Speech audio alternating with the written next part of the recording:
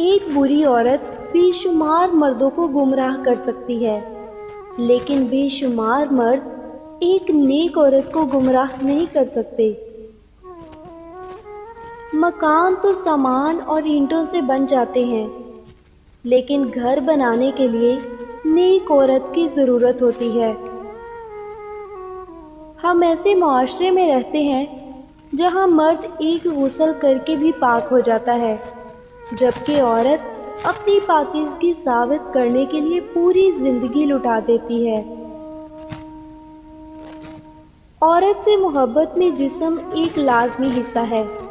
جو لوگ کہتے ہیں کہ ان کی محبت پاک ہے اور انہیں جسم سے کوئی غرض نہیں، وہ سراسر جھوٹ بولتے ہیں۔ پاک محبت صرف خدا اور اس کے رسول یا والدین کے لیے ہے۔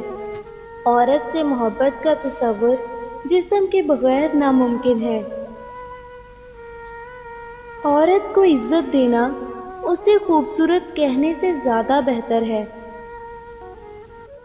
ہر مرد کے اندر یہ آرزو ہوتی ہے کہ وہ عورت کو اس کی پٹری سے اتارے اور اپنے راستے پر لے چلے۔ عورت نازک ہوتی ہے اور مرد سخت جان، اس کے باوجود عورت مرد کا تھپڑ بھی برداشت کر لیتی ہے اور مرد عورت کی اونچی آواز بھی برداشت نہیں کر سکتا۔ جیسا مرد ہوگا ویسی ہی عورت ملے گی، یہ قرآن کا کہنا ہے۔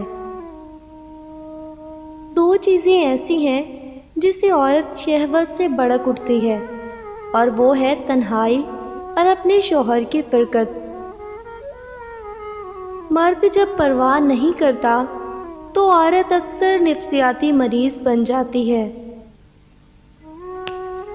مرد پہاڑی کی چوٹی پر بھی کھڑا ہو تو نیچے موجود عورت اسے ابرو کے اشارے سے اپنے پاس بلا سکتی ہے۔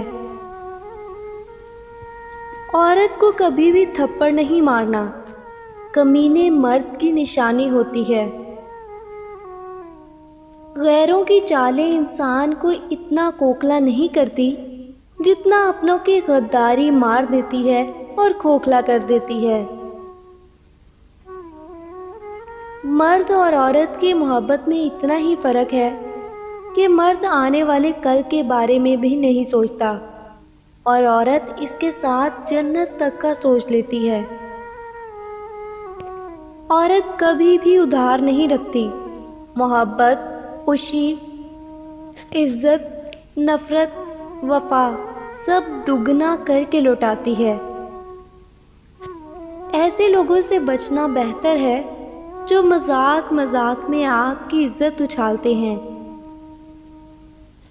عورت کو اپنی دو چیزیں پکڑنے نہ دینا، ورنہ آپ کو چھوڑ دے گی، اپنی کمزوری اور اپنے ماضی کے وہ تعلقات جو آپ کے رشتے کو توڑنے کا سبب بنے۔